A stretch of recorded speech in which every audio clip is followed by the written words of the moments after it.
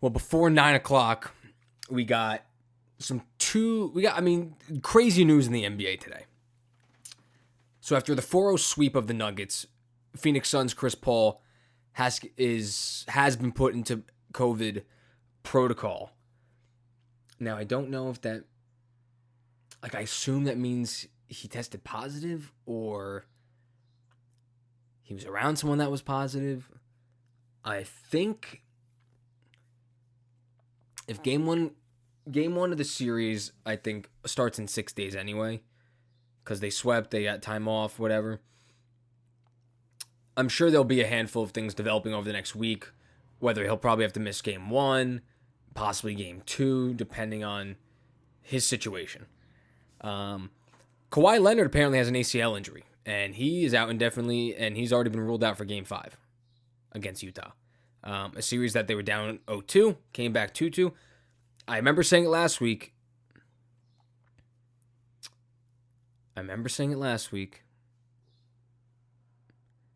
That Clippers are down, got a shot, still like them. They end up, you win the series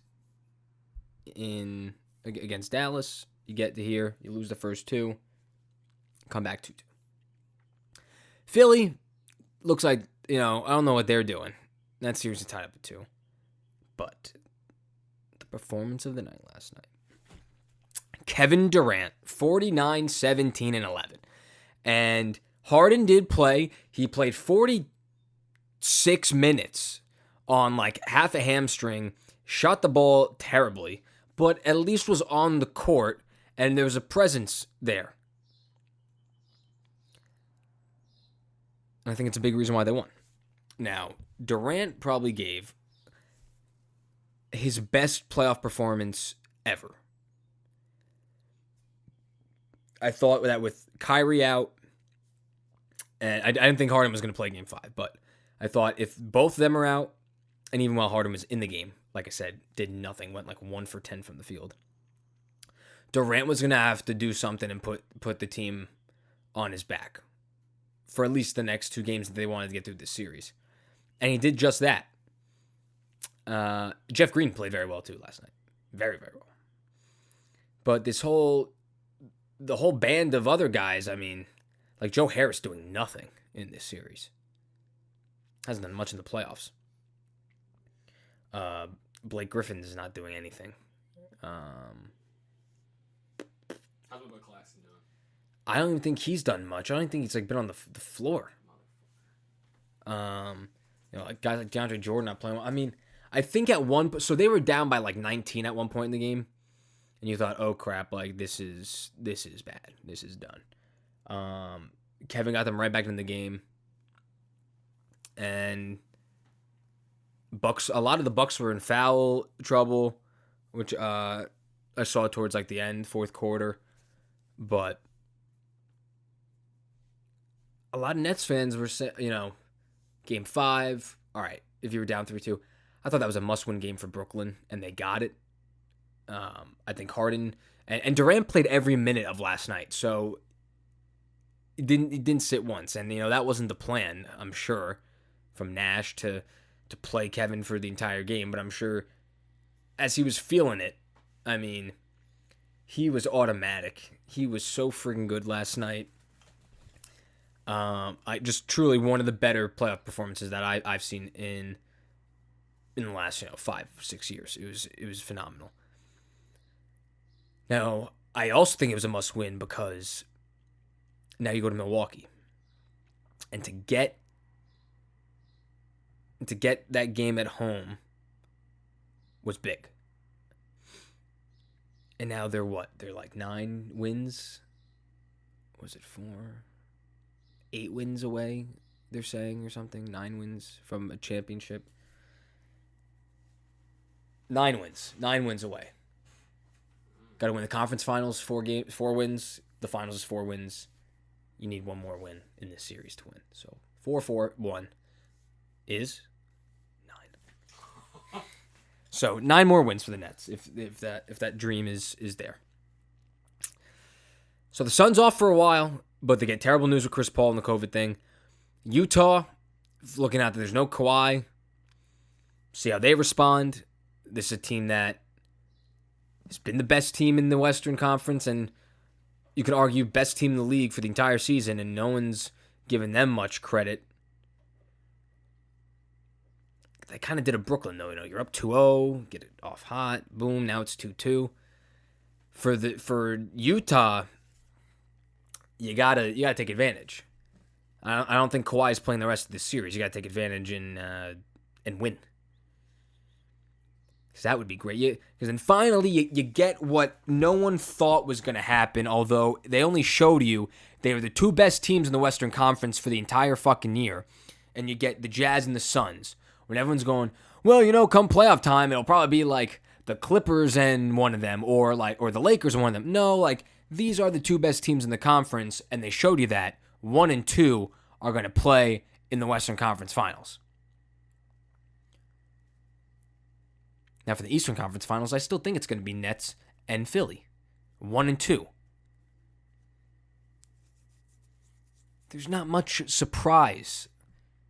There's teams that are clearly better than other teams. And these are those teams.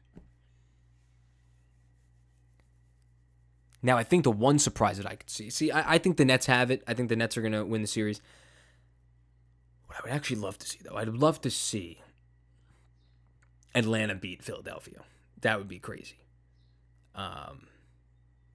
Joel Embiid did a lot of talking for someone who hasn't played very well. And Tobias Harris hasn't really done much. Ben Simmons hasn't done much. Philly, great team, number 1 seed in the East. I mean, you guys stink. They've blown 2 games in this series, and they blew game 4. This should have been up 3-1. Sorry, it's a joke.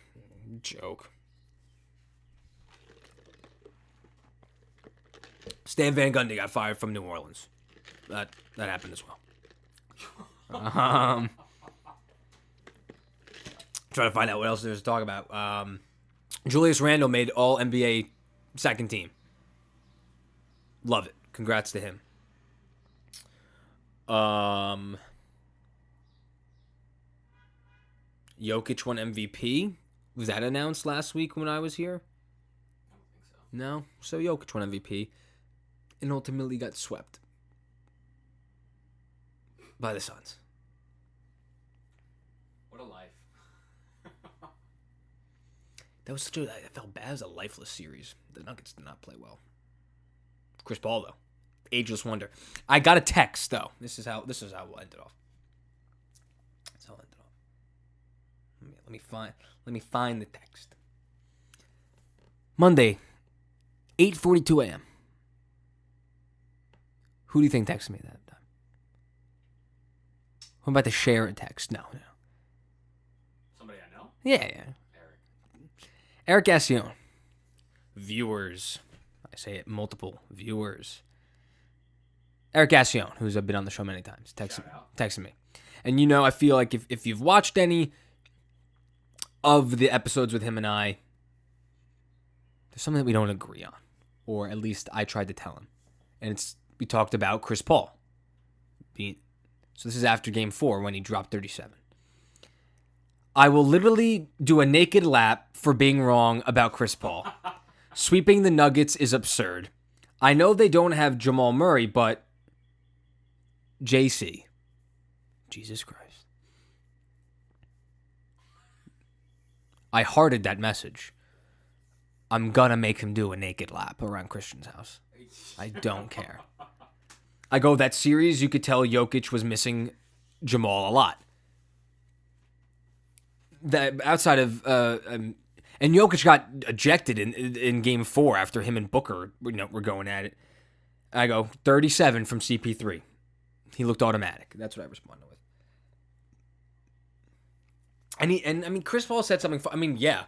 After when it was a few years ago. Even when he went to Houston after he left the Clippers, I think a lot of people thought his career was over.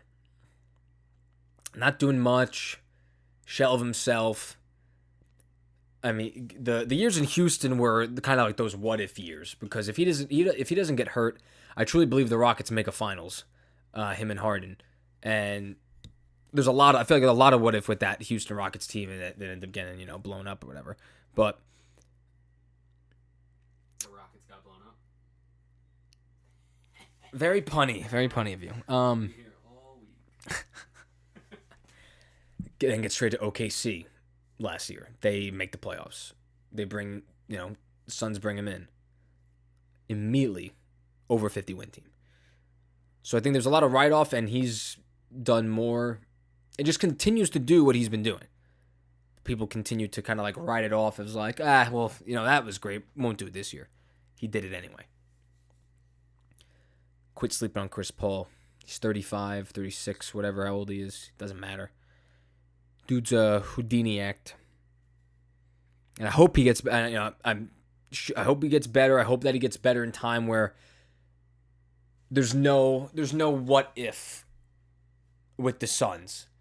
I hope that even if he misses game one, he at least plays almost the entire Western Conference Finals, because he deserves that alone. And the Suns team really has a chance to win a title this year. So I hope that for him. And I hope Kawhi gets better, because that stinks. And I wonder what he does now with this injury and his contract situation. Is his time in LA over already? That's what I'm wondering.